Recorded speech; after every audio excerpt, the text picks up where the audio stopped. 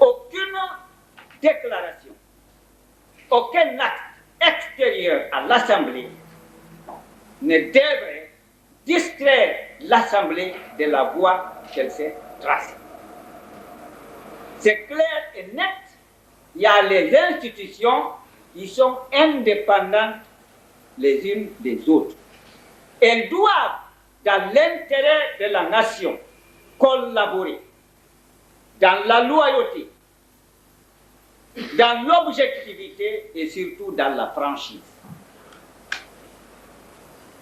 En tout cas, l'Assemblée nationale, émanation démocratique du peuple, entend jouer pleinement son rôle. Élu député et président de l'Assemblée nationale de 1995 à 2002, Boubacar Biro Diallo est un homme politique guinéen. En 1990, auprès du président Lansana Conté, il participe à la création du Parti de l'Unité et du Progrès. Il deviendra ainsi le premier secrétaire général de cette formation politique qui a tenu la Guinée pendant 24 ans. En tant que président de la 6e législature, Biro Diallo s'est battu pour maintenir les idéaux d'une assemblée représentative du peuple. Son combat pour une Guinée juste est cependant antérieur à la naissance même de la République de Guinée. J'en appelle encore à votre sens de responsabilité historique pour que nous puissions transcender encore une fois les passions. Là, c'est vrai, on peut fouiller tous les textes, la loi fondamentale, la loi organique, les règlements de l'Assemblée nationale. Nulle part il ne dit qu'il y a telle proportion. C'est vrai. Mais librement, tout le monde l'a souligné. Vous vous êtes concerté, vous avez engagé un processus.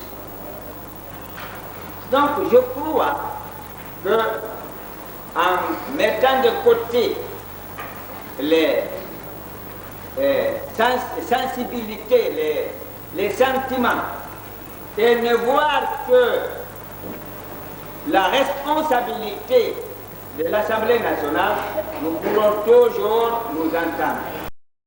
Boubacar Biro Diallo est né en période coloniale, précisément en 1925 à Mamou, une ville à environ 250 km au nord-est de la capitale en Moyenne-Guinée. Il est issu de la famille féodale de Kourou Diallo Yabé de la préfecture de Mamou. Dès l'enfance, et comme il est de coutume dans la tradition Peul du Fouta, le jeune enfant qu'il était se consacre entièrement à l'école coranique. C'est en octobre 1932 qu'il intègre l'école des Blancs. De 1942 à 1945, il fréquente l'école primaire supérieure Camille Gueye de Conakry. Il est ensuite reçu à l'école normale William Ponty au Sénégal. C'est après sa formation d'instituteur au Sénégal qu'il revient en Guinée servir dans l'enseignement. Un choix de carrière. Il fut grand, il est devenu grand et il mourra grand. Tu ne peux pas trouver meilleur cadre pour le placer, pour mieux le camper, l'exposer, le présenter et ne pas avoir raison. D'entrée, ce sont nos premiers anciens au temps coulon. Ils ont été conséquemment formés pour l'élémentaire. Donc, ça a été un brillant instituteur. Il a tellement formé à l'époque, les gens. Il les envoyait dans les collèges, dans les ceci, dans les cela. Bon, c'était d'abord, pour sa profession, c'était un enseignant. C'était un enseignant, instituteur, qui a été directeur d'école, dans plusieurs écoles, notamment à Kébali, à Lelouma, à Télimélé, etc. J'en passe. C'était ça, Elaye Biro d'abord. Point de vue profession. Mais c'était surtout quelqu'un qui n'acceptait pas qu'on marche sur ses pieds. Eh bien, il y a un souvenir qui me revient à l'esprit. On l'affecte quelque part et il a rangé toutes ses affaires, les effets familiaux, les lits, les matelas, et petiti et patata. Et il ne voit pas arriver le véhicule qui devait embarquer ses affaires. Il va et trouve le commandant Blanc. Il lui dit, commandant, la pluie se préparait. Il dit, commandant, si mes matelas, mes draps sont mouillés par cette pluie, j'irai verser un seau d'eau dans votre lit. Voici qui était là du bureau. Donc, nous tenons ça de lui et nous avons eu accès à ces archives. Il n'y a pas d'anecdote là-dedans, c'est exact, c'est pas comme ça. Donc c'est quelqu'un qui, non, il a vécu comme ça, il disait ce qu'il pensait, etc., etc. Il a dit la même chose à Sékou Touré, des choses pareilles. Il a dit des choses pareilles à Sékou Touré quand il était gouverneur de Koundara, quand il était secrétaire fédéral de Mamou, il avait la réplique. C'est-à-dire, en fait, c'était pas quelqu'un qui venait se soumettre, qui venait brosser les godasses, comme on dit. Non, pas du tout. Il disait ce qu'il pensait, il faisait son boulot. C'est ça en résumé, sans rentrer dans des détails. En 1948, Boubacar Biro Diallo est affecté comme directeur de la petite école de l'Elouma.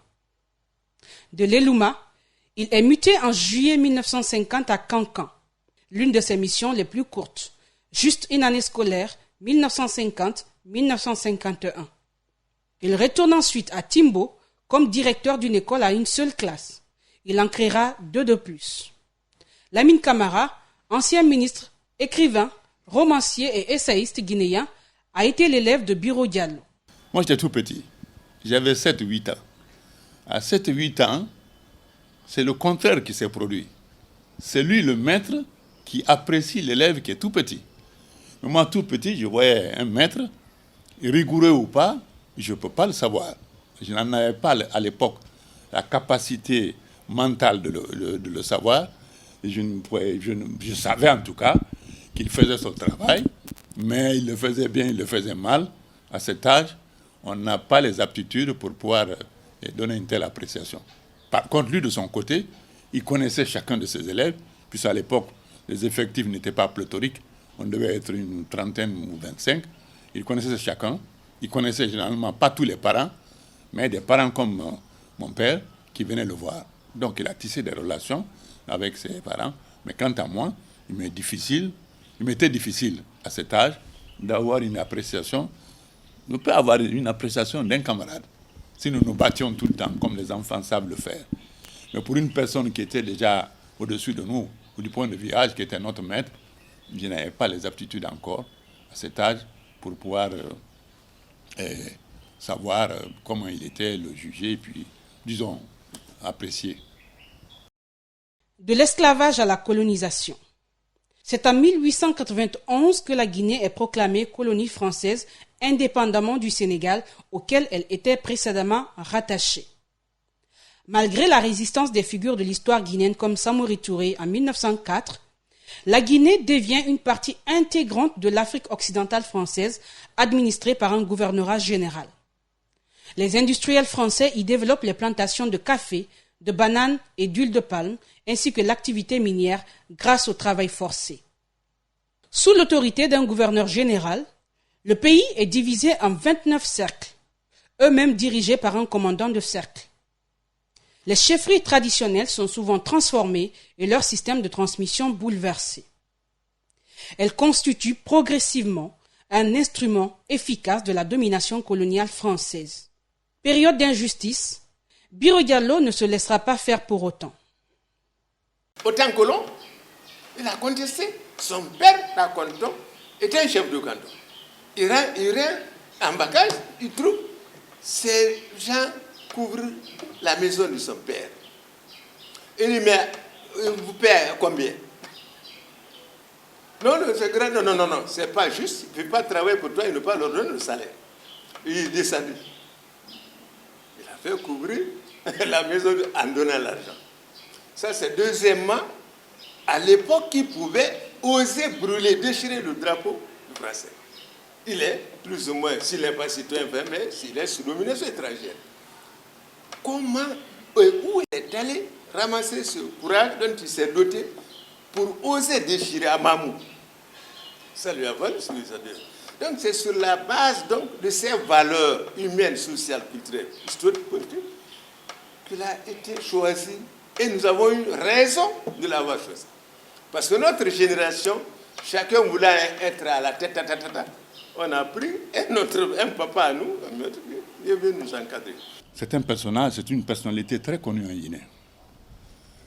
Au moment où la lutte de l'indépendance s'engageait contre la colonisation, il était l'un des rares à affronter, sans crainte ni peur, les colons qui étaient des administrateurs dans des villes comme dans les villes de l'intérieur, notamment Mamou.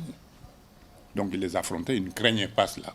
Ça lui a posé beaucoup de désagréments. Je ne peux pas savoir s'il a été emprisonné ou non, mais les affectations de manière intempestive d'un fonctionnaire qui ne peut plus avoir d'attache uniquement pour qu'il ne continue pas ses actions. Mais il ne se contentait pas seulement d'affronter les colons, parce qu'à l'époque, ce n'était pas seulement au Fouta-Jalon, mais en Haute-Guinée, en forêt, en Basse-Côte, un peu partout en Guinée. Généralement, les grandes familles, les notabilités, et la chefferie cantonale à l'époque, étaient pour les colons. Donc, ceux-ci aussi, le doyen bureau les affrontait. Cette réputation, je ne l'ai pas vécue, mais comme j'étais à l'époque dans le pays déjà assez grand, tout le monde savait un peu cela. Donc, résultat, il a cette réputation d'avoir été un combattant pour l'indépendance. Double combattant, aussi bien au niveau local qu'au niveau des administrateurs coloniaux à l'époque. Il a montré des exemples très forts. C'est quelqu'un qui s'est présenté, je vous raconte quelque chose qui est anecdotique, mais qui n'est pas anecdotique. Il vient devant le commandant de gendarmerie, il enlève tout ce qu'il y avait dans ses poches, il dépose ça sur la table, sur le bureau du commandant, il dit « Commandant, je suis votre prisonnier. » Le commandant de gendarme dit « Mais comment vous êtes mon prisonnier ?» Il dit « Oui, il dit, vous voulez m'arrêter ?» Eh bien voilà, arrêtez-moi. Alors le commandant de gendarmerie dit non, quand même, c'est pas comme ça, on a raconté des choses sur vous. Donc c'était quelqu'un qui n'avait pas peur, il n'a pas eu peur de l'administration française, coloniale de l'époque. Or, vous savez que les commandants de l'époque, on les appelait demi-dieux. C'était les dieux de la brousse, c'est comme ça qu'on les appelait. C'est dans les années 50 que Biro Diallo fait la connaissance de Sékou Touré. Une rencontre qui apportera de la forme à sa contestation contre l'injustice. Le 17 juin 1954, se sont tenues les législatives et Boubacar Biro Diallo représente dans sa contrée le PDG, le Parti démocratique de Guinée, non pas sans difficulté. Devenu gênant pour l'administration coloniale, il est muté à Kébali dans Dabola, où il est relégué aux fonctions de chargé de classe. Ne supportant pas l'injustice, Biro Diallo voulait à présent marquer son opposition. Lors des élections de 1954, il soutient Sékou Touré, Seyfoula Diallo et Lansana Béavogui. En 1958, il est l'un des délégués au Conseil national du PDG, qui décidera de faire voter non au référendum proposé par le général de Gaulle. C'est eux qui se sont mobilisés pour organiser le combat à l'effet de l'obtention de notre indépendance en 1948. C'est les géniteurs de l'indépendance guinéenne. En tête, eux, les anciens. Ensuite, les moniteurs d'agriculture, les eaux et forêts, les ouvriers, les manœuvres, les dockers. Voilà ce beau monde qui amena notre pays à l'indépendance sans coopérer, parce que là où ça a coûté des milliers de morts, des milliards de francs, de ceci, de cela, nous, par le verbe, par la langue, on a su mobiliser nos parents.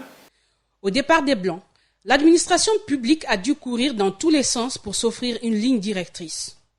Les écoles manquaient d'enseignants. Dans les années 1960-1961, le jeune État comptait alors sur ses compétences pour diriger la première école normale secondaire de la Guinée à Dabadou dans Kankan. Une école chargée de former des enseignants pour le cycle secondaire. Et c'est sur conseil de son maître Sékou Baldé qu'il accepte cet autre poste qu'il avait décliné.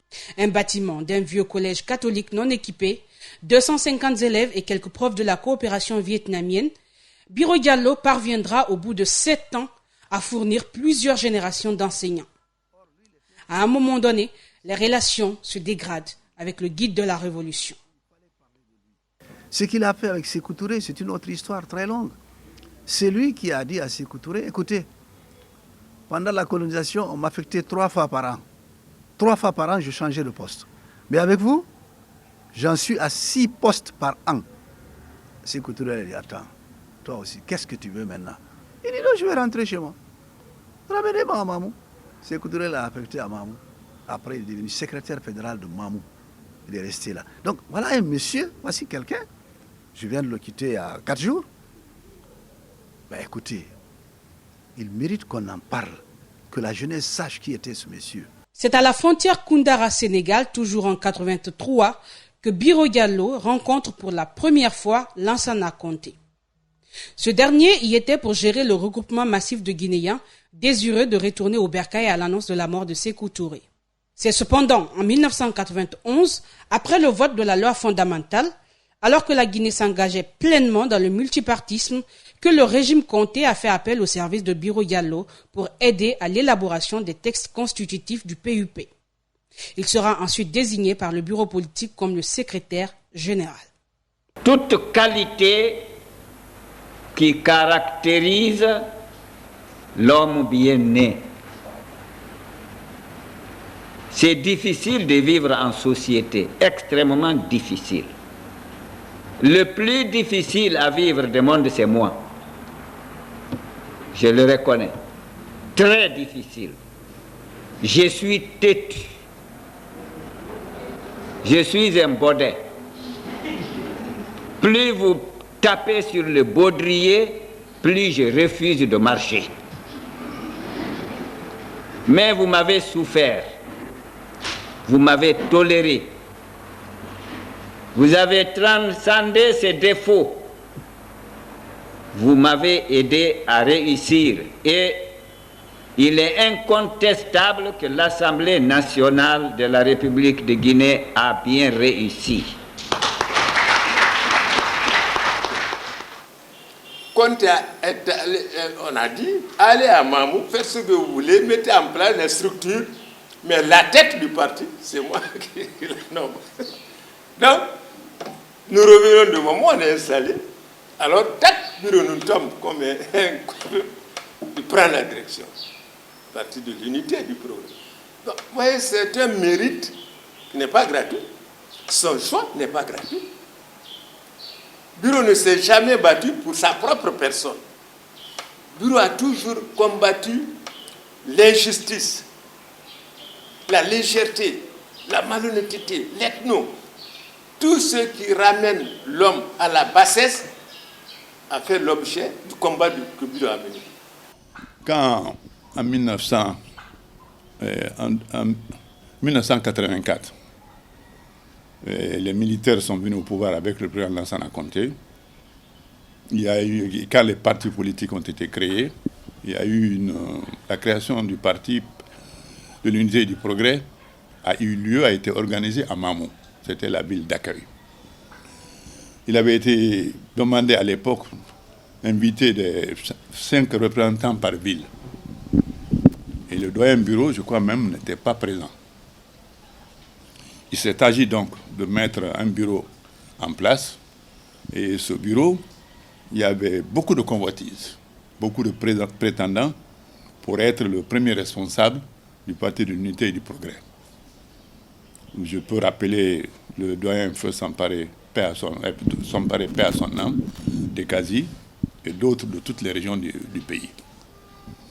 Le président Conté à l'époque qui se trouvait à Conakry, qui n'était pas au congrès fondateur, avait envoyé un message quand il a vu que tout le monde voulait le poste de président. Il avait déjà son idée. Il a demandé au congrès, en tant que pratiquement chef de ce parti, de lui donner le choix du premier responsable, de le laisser à sa seule discrétion. Nous ne savions pas à qui il pensait. Il y a peut-être des personnes qui étaient dans le secret.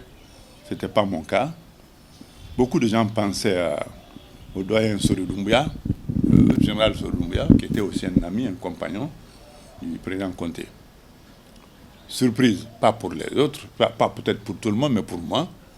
Quand on a reçu le message, il a dit qu'il veut confier la direction du parti au doyen bureau. Ce que le doyen bureau a accepté avec beaucoup d'honneur. Sous sa houlette, le parti sortira victorieux successivement des élections présidentielles de 1993, des législatives communales de juin 1995. Donc, il a lancé le PUP. Pour vous dire que c'est un homme extrêmement courageux, un homme, disons, de caractère.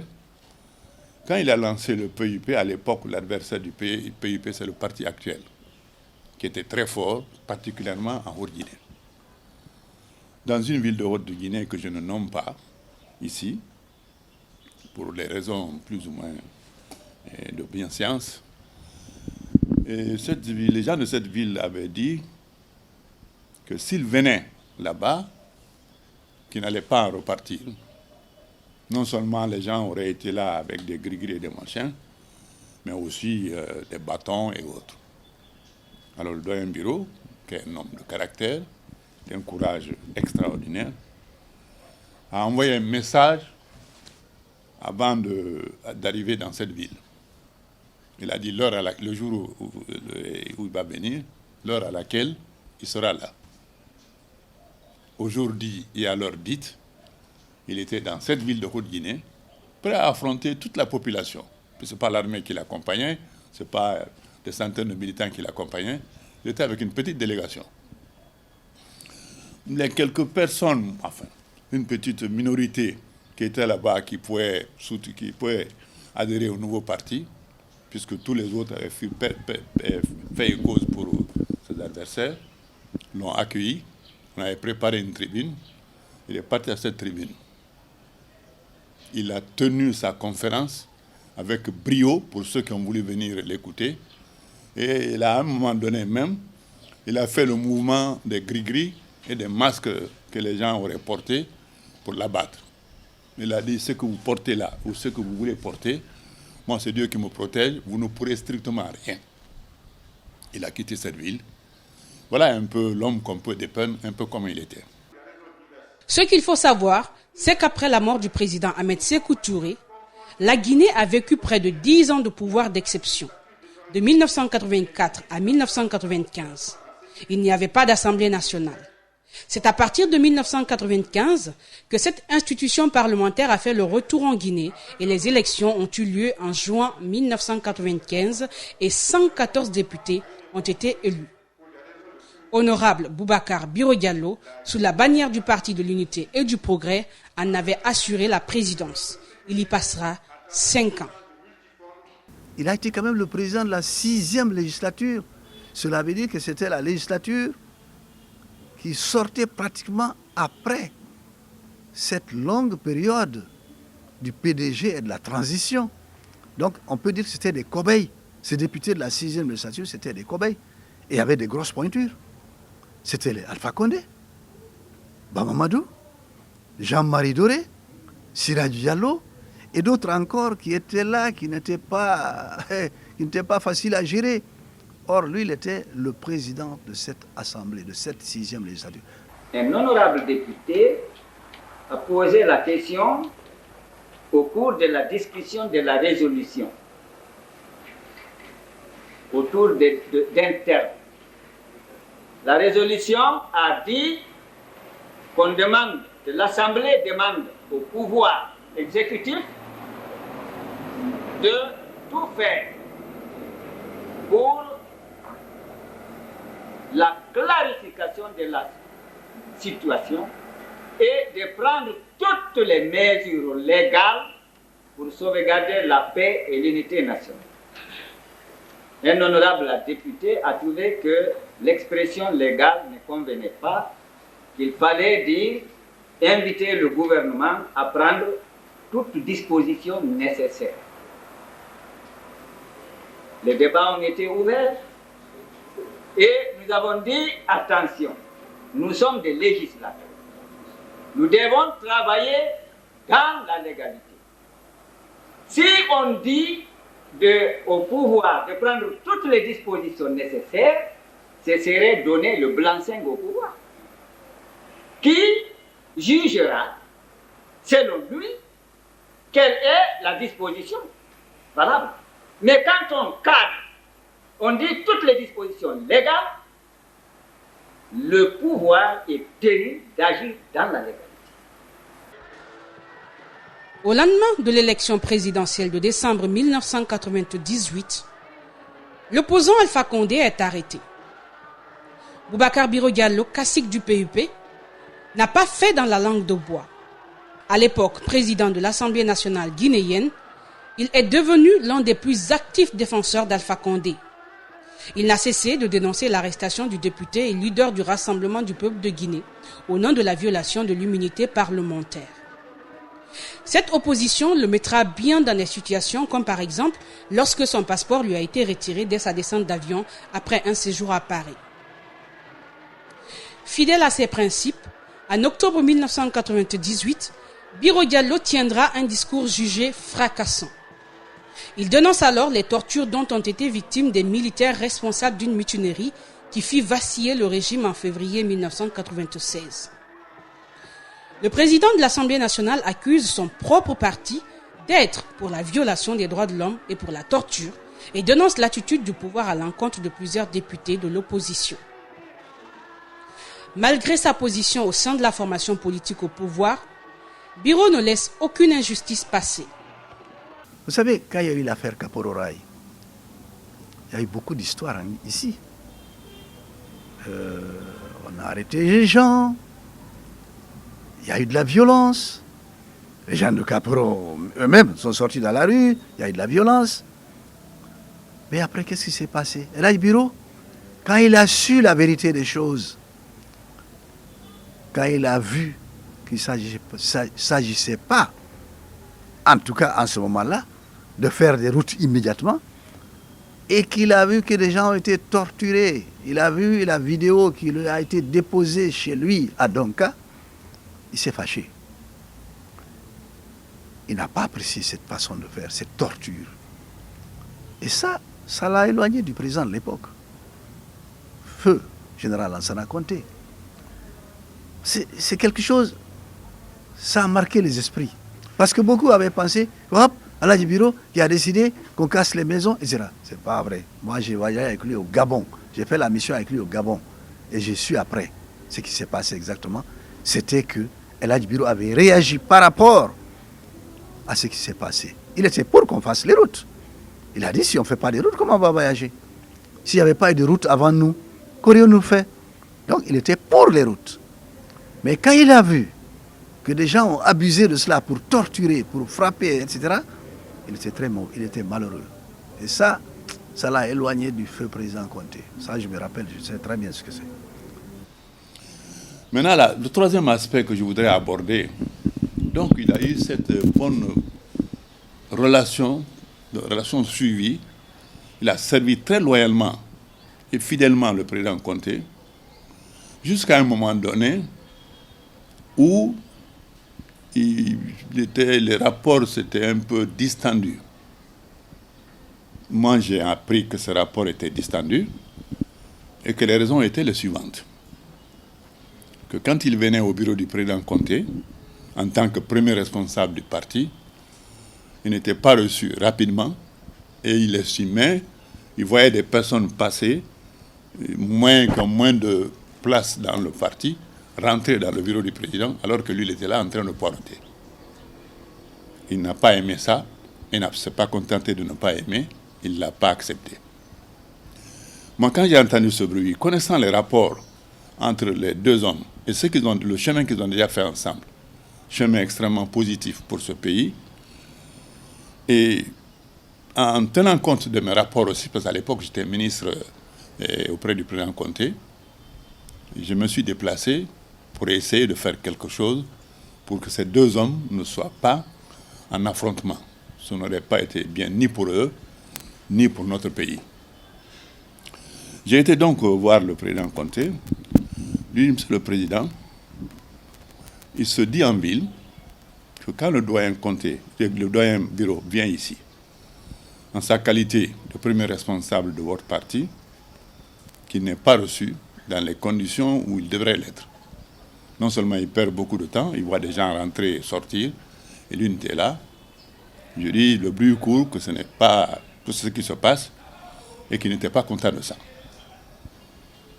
En tant que membre de votre gouvernement, avec les relations de confiance que moi j'ai tissées avec vous, je voudrais que vous changiez cela. Quand il vient, qu'il soit reçu automatiquement, compte tenu de son rang. Le président à l'époque m'a répondu, mais non, je ne refuse pas de le recevoir. J'ai dit non, c'est pas là, c'est le président. Voilà ce qui se dit. Que ce soit vrai ou non, moi je viens vous dire ce que je pense. Maintenant, ce que je vais ajouter, c'est que moi j'ai connu le doyen Biro quand j'étais tout petit, à l'école primaire, à la première année de l'école primaire. Depuis cette époque jusqu'à maintenant, je suis cet homme qui est un homme de caractère. Il n'a strictement peur de rien, il n'a peur d'affronter personne. Il a affronté les colons quand ils étaient puissants ici, omnipotents ici. Alors, après, il a affronté les notabilités du pays. À ce moment, il était jeune. Il avait tout à perdre. Puisque si on l'arrêtait, ou si on portait atteinte à sa vie, c'est lui qui perdait. Il dit maintenant qu'il est âgé, qu'il est vieux, il craint personne sauf le bon Dieu. S'il y a un affrontement avec vous, étant donné que c'est vous qui avez le pouvoir, vous risquez d'être perdant. Donc je vous conseille, humblement, de faire en sorte que vous puissiez avoir de meilleurs rapports. Je crois qu'à l'époque, je n'avais pas été suffisamment entendu. Il s'est produit ce qui s'est produit. Et les deux hommes, leurs rapports se sont complètement distendus. Et il y a eu un affrontement qui a été, pendant un bon moment, assez préjudiciable au président Lansana Conté. Quand il y a eu les problèmes avec le feu général Lansana Conté, pour lequel on a beaucoup de respect, là, le bureau ne pouvait plus faire de conférences de presse dans les locaux de l'Assemblée nationale. Qu'est-ce qu'il a fait? Il a décidé de faire une conférence de presse à son domicile, à sa résidence à Donka, pour répondre aux journalistes, ce qui s'est passé, etc., etc. Je me souviens que ce jour-là, comme nous sommes ici présents, il y avait quelques diplomates étrangers. Et je me souviens d'un journaliste, d'un diplomate français. C'était l'ancien chargé d'affaires de l'ambassade de France, qui est devenu, après, semble-t-il, ambassadeur de France. Eh bien, elle a dit bureau, un journaliste lui demande, mais monsieur le président, le président Lansana Conté est fâché contre vous, est-ce que il a même dit que si vous ne faites pas attention, etc., il vous menace. Le journaliste, c'était ça en fait, en paraphrasant. Et la bureau lui répond, ça, c'est comme entre le... Attendez, je vais me rappeler son expression pour ne pas me tromper et pour ne pas dire des choses qui ne vont pas. Il a dit, mais ça c'est comme le lion et le moucheron. Moi je ne suis que le moucheron. Le président Lansana Conté c'était le lion. Donc voilà ma situation. Et on lui a dit, mais on vous a retiré votre garde-corps. Et c'est vrai. Il dit, mais le journaliste lui demande, mais qui va vous protéger maintenant? Qui va être à côté de vous? Et la Libéré lui répond, celui qui me protégeait avant que je ne sois président de l'Assemblée. Et celui qui me protège toujours, c'est celui-là qui va continuer à me protéger. Vous avez bien compris. Et voilà. Les relations avec Conté se détériorent graduellement, sans aucune chance de retour en arrière. Lansana Conté connaissait Biro Diallo. Il savait que ce vétéran n'a pas pour habitude de voir et laisser faire. Même si le pouvoir avait fait son effet, Biro de son côté savait que Conté était ouvert aux critiques. Peut-être que cette brouille avait une toute autre explication. La jalousie stupide. Tu sais, la rigueur pédagogique du maître, ça tue l'élève paresseux, qui souhaiterait toujours la légèreté. À demain, il n'y a pas cours. À le faire, il n'y a pas cours. Allez chercher du bois, allez balayer. L'élève paresseux préfère ça. Donc, on a tout tissé pour nous éliminer. Bureau, homme de rigueur, homme de principe, homme d'honnêteté, qui empêche le détournement. L'adversaire a eu raison de lui. Les ennemis adversaires, le bureau, sont venus même des entrailles du PUP. Parce que le bureau, dans son entendement, ne rêvait pas être président de la République. Il n'a jamais souhaité que quand il est décédé pour qu'il termine le mandat de quoi. Non. Mais nous les jeunes, on souhaiterait qu'il y ait vacances de pouvoir pour être président de la République, même si c'est pour 4-5 mois, et devenir candidat. Donc ce sont ces adversaires politiques qui ont eu raison de lui, jusqu'à opposer quand il a dit je vous le retire. Il quitte, mais c'est ça, mais tout en gardant sa confiance. Les deux, Biro allez le voir. Il ne reprochera jamais à compter la légèreté, tout comme à l'autre. Ils se respectaient mutuellement. Le scrutin du 30 juin 2002 a permis la mise en place de la 7e législature présidée par l'honorable El Hadj Boubacar Somparé et composée de 114 députés répartis en 2 groupes parlementaires. Le Parti de l'Unité et du Progrès, parti allié à l'Assemblée, et l'Union pour le Progrès et le Renouveau, avec 20 sièges. Amoureux du bon travail et surtout de la transparence, Biro Diallo, à son départ de l'Assemblée nationale, n'a voulu rien laisser au hasard.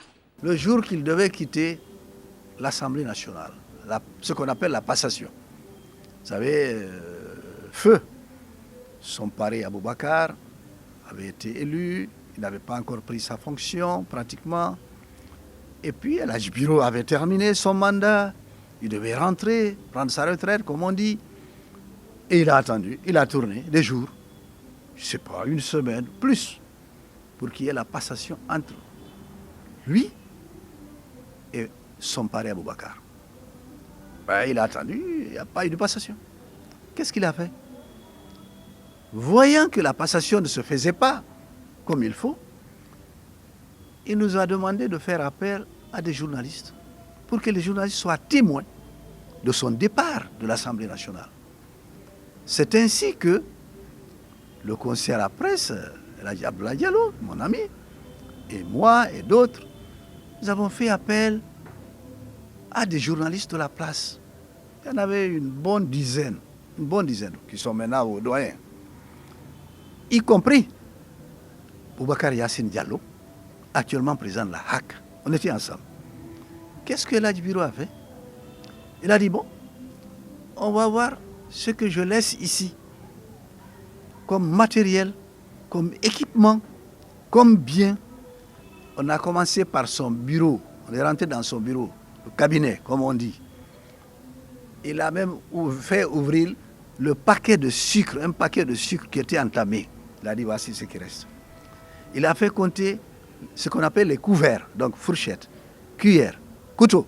Il dit, voilà ce qu'il y a, ce que je laisse. On est passé, après son cabinet, on est allé à son domicile, sa résidence à Donka. Nous sommes passés chambre par chambre. Il y avait le premier questeur de l'Assemblée nationale, Feu Sokobois. Il y avait le secrétaire général de l'Assemblée, Feu El Hadj Aboubakar. El Hadj Aboubakar, j'oublie le nom, Bangoura, je crois. Et puis ainsi de suite. On était nombreux, on était une vingtaine au moins. On est passé chambre par chambre. Il a dit, voilà, les lits qu'on m'a donnés.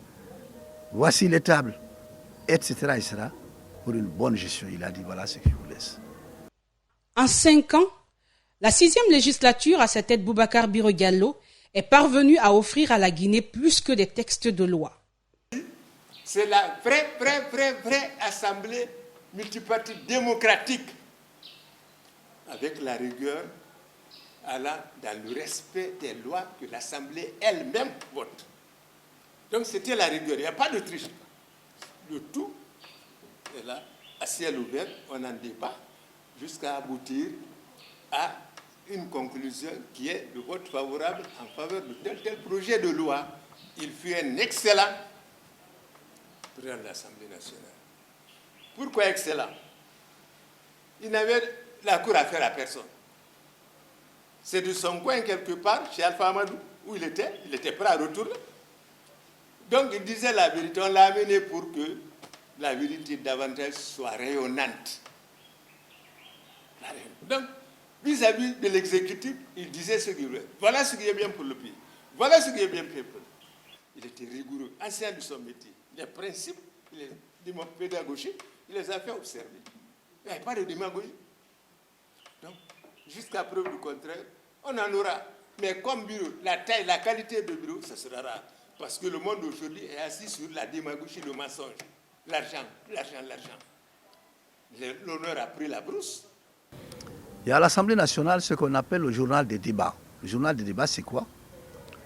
Tout ce que les députés déclarent quand ils sont à l'hémicycle est consigné par les secrétaires de l'Assemblée nationale qui sont dans un bureau très organisé, qu'on appelle c'est le secrétariat de l'Assemblée nationale, de haut niveau. Et là, ces femmes, ces bonnes dames, et ces quelques messieurs, les femmes sont plus nombreuses, consignent tout ce que les députés disent. Et là, du bureau, il tenait à regarder ce qui est dedans pour voir que c'est correct. Il lisait le journal des débats avant qu'il n'aille à l'imprimerie. Il lui arrivait, s'il y a des coquilles, s'il y a des fautes de grammaire, etc., qu'il corrige. Ça, c'est un aspect. Deuxième aspect, les publications de l'Assemblée nationale. Il y en avait 3. Nous avions une publication qu'on appelait le Parlementaire. Le Parlementaire, c'était un journal qui paraissait tous les 3 mois. C'est un trimestriel. Ensuite, nous avions un journal hebdomadaire qu'on appelait le Législateur. Et enfin, on avait un quotidien qu'on appelait le Flash. Tout cela, c'était pour donner des nouvelles de l'Assemblée nationale à l'opinion. Cela veut dire que les gens étaient forcément éclairés, sauf ceux qui ne veulent pas lire et qui ne veulent pas lire jusqu'à présent. Il y a toujours des gens qui ne veulent pas lire. Mais en tout cas, on sortait ces 3 publications de manière régulière. Voilà une chose qui nous a tous frappés. Pas seulement moi qui vous parle ici, mais tout le monde, le bureau de presse, les députés, et tout le monde était content de ça. Ces recrutements de personnel, les premiers recrutements ont été faits par test. Ne prenez pas des gens comme ça, pas de copie. C'est pas du népotisme, pas de... etc. Ça dit non, on voit ce que vous pouvez faire. On vous prenait en fonction de votre compétence. Et si vous n'étiez pas compétent, ça arrivait rarement d'ailleurs, rarement. Les quelques rares, très rares, qui après ne satisfaisaient pas aux conditions de l'emploi, sont partis. De façon correcte, parce qu'ils se sont rendus compte qu'ils ne pouvaient pas faire le boulot. C'est aussi simple que ça. Il y a les institutions qui doivent fonctionner face à tout événement. Et nous devons imposer l'objectivité. Nous devons imposer la clarté dans tout ce qu'on a à faire. Et c'est le rôle de l'Assemblée nationale qui est issue du peuple et qui doit défendre les intérêts du peuple. Demain, on va m'accuser. Je ne suis pas au-dessus de la loi. Nul citoyen n'est au-dessus de la loi. Mais il faut que je m'explique librement. Et je dois jouir de mon immunité tant que les accusations ne sont pas fondées. Tant que des preuves concrètes et irréfutables ne sont pas établies. C'est avec les explications, la confrontation des idées qu'on peut trouver le chemin de la vérité. Nous donnons la garantie que l'Assemblée nationale n'acceptera et ne cautionnera aucune bavure. Aucune bavure. Et si nous sommes informés de quelques bavures que ce soit, de quelques dérapages que ce soit, faites confiance, l'Assemblée nationale prendra en toute souveraineté, en toute indépendance, ses responsabilités historiques. Un penseur soutient que la connaissance nous assure une retraite confortable et nécessaire lorsque nous prenons de l'âge. Si nous ne la plantons pas quand nous sommes jeunes, son ombre nous fera défaut quand nous serons vieux. Boubacar Biro Diallo continue de bénéficier du respect qu'il a toute sa vie inspiré. Cultivé, sage, humble et bosseur, il a fait partie des hommes et femmes qui ont écrit l'histoire de cette nation de la plus belle des manières. Et je vous félicite encore d'avoir fait cela, d'avoir fait ce documentaire. La raison est la suivante. Il ne faut pas attendre que quelqu'un meure pour aller au palais du peuple, faire un symposium, ce qui est rentré dans les pratiques guinéennes. Mais de son vivant, si on peut montrer ce qu'il a fait, pour que cela soit un exemple pour la jeune génération qui monte, et c'était aussi quelqu'un qui n'avait aucun caractère raciste, indépendant, il traitait tous les Guinéens sur le même pied d'égalité. Donc c'est un modèle qu'il faut montrer à la jeunesse. Il ne faut pas attendre qu'il nous quitte ou que nous nous quittions, puisqu'il va partir en premier lieu, personne ne le sait. Maintenant qu'il est vivant, tirer de lui ce qu'on peut encore tirer comme témoignage, mais aussi tous ceux qui l'ont connu ou qui l'ont pratiqué, qui l'ont côtoyé, les rencontrer, les écouter, pour que les générations à venir, la vôtre, que le prennent comme un modèle de Guinéen qu'on peut imiter. Je pourrais dire pour terminer que vous avez une bonne initiative de l'immortaliser. Et ce sera tout le mérite de votre média. Et j'espère que les gens vont vous suivre, vont s'en inspirer, que d'autres publications suivront, parce que ça vaut la peine. El Hadji Biro, c'est quelqu'un qui a travaillé pour ce pays. Il a eu des situations extrêmement difficiles. Ce monsieur ne s'est pas intéressé à l'argent. C'est l'homme intègre, un patriote. Je ne dirais pas nul autre pareil. Mais tous ceux qui sont venus du pays de GRDA, qui ont contribué à la libération du pays, c'était des hommes valeurs, des patriotes. Installés à Mamou. Des ambassadeurs se rendaient auprès du bureau à Mamou.